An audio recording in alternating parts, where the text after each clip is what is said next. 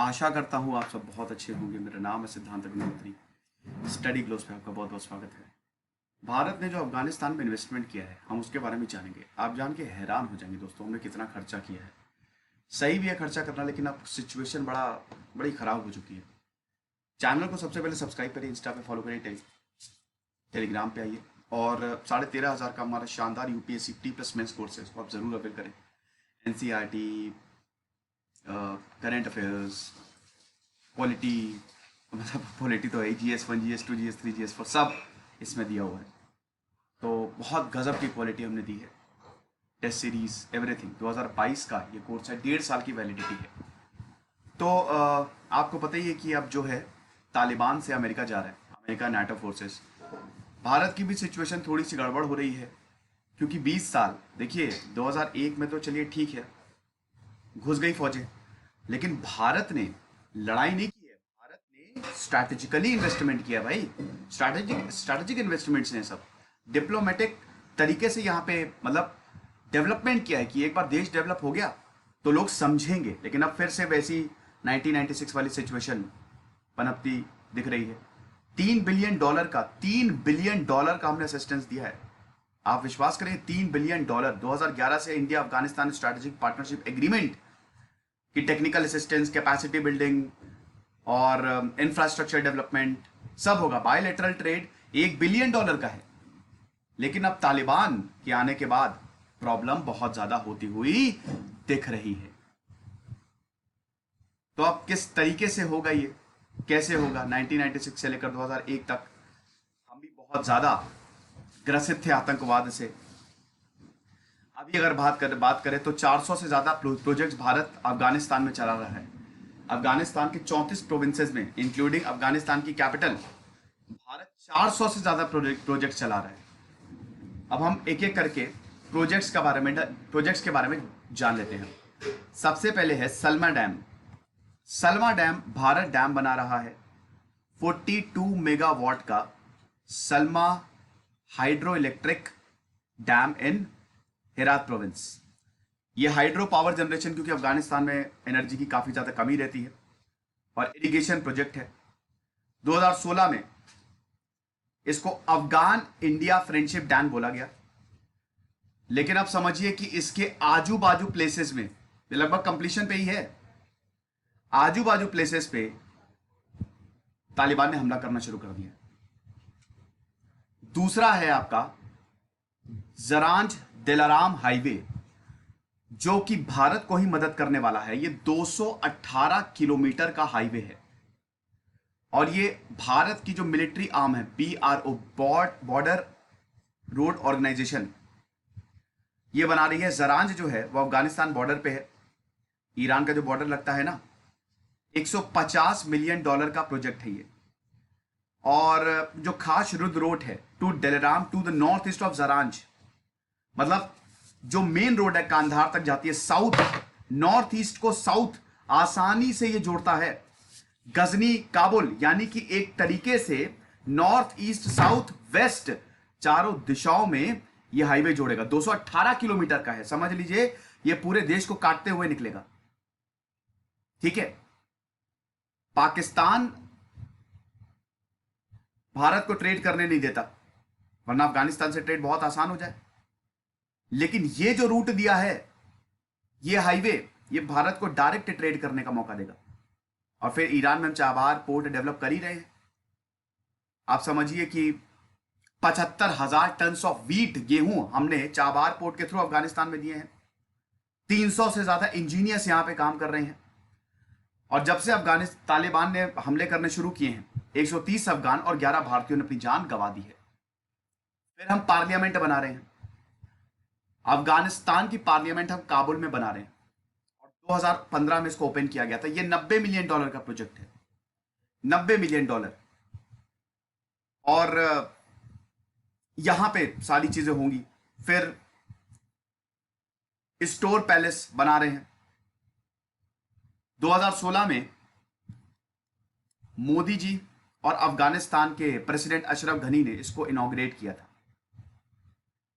1919 में basically Rawalpindi agreement जब हुआ तो अफगानिस्तान एक आजाद कंट्री हो गया, आजाद देश हो गया। और स्टोर पैलेस उसका सिंबल बना, स्टोर पैलेस जो काबुल में है। अब इसको दोबारा से बनाया जा रहा है, ठीक है। ये अफगान फॉरेन मिनिस्ट्री का ऑफिस रहा 1965 तक। 2009 में भारत, अफगानिस्तान और आगा खान डेवलपमेंट नेटवर्क ने ट्राइपार्टाइट एग्रीमेंट साइन किया कि इसको रिस्टोर करेंगे, दोबारा से रिस्टोर करेंगे। और जो कल्चर था, बहुत पुराना पैलेस है ना ये, इसको हम बनाएंगे। देन पावर इंफ्रा, ये भारत में और भी प्रोजेक्ट चल रहे हैं। पुल ए खुमरी, आप समझिए, पुल ए खुमरी जो कि कैपिटल है Baghlan province, north of Kabul में, वहां पे इलेक्ट्रिसिटी सप्लाई के लिए पावर इंफ्रा हम बना रहे हैं। Then health infrastructure, health infra, Bharat ने चिल्ड्रन हॉस्पिटल बनाया है। 1972 में भी भारत ने एक ऐसे ही हॉस्पिटल बनाया था, उसी का एक्सटेंशन है ये। 1985 में इसको Indira Gandhi institute for child health बोला गया। और यहां पे free consultation camp, free health camp लगते हैं।